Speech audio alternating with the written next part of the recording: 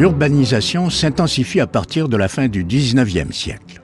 Les villes et leurs industries attirent comme des aimants les populations rurales qui ne parviennent plus à assurer leur subsistance par le travail de la terre.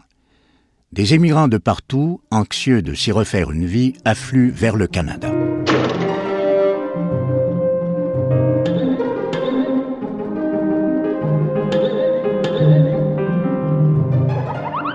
La convergence des populations vers les villes se produit dans des milieux qui ne sont pas prêts à les recevoir, ni adaptés à l'accroissement des activités industrielles et commerciales.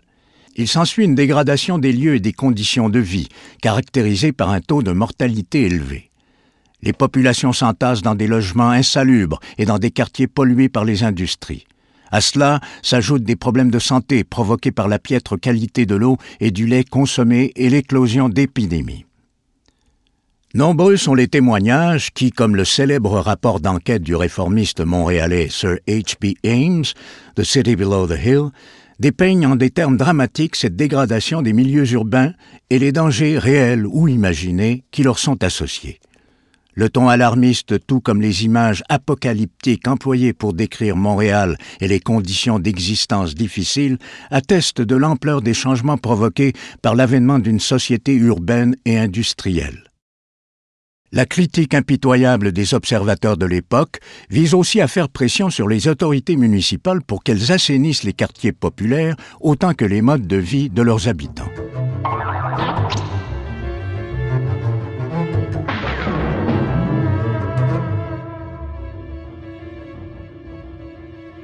Les mesures adoptées foisonnent.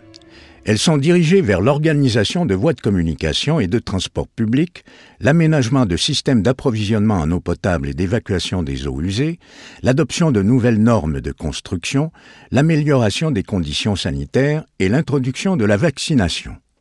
Aussi, dans un contexte où les villes sont diabolisées pour leur laideur et leur insalubrité, le désir d'aménager des lieux propices à la communication avec la nature s'exprime. À Montréal, des squares, des jardins et des parcs font leur apparition, bientôt suivis de terrains de jeu. Les uns et les autres sont établis aux fins d'embellir la ville et de fournir à la population des espaces de détente et de loisirs.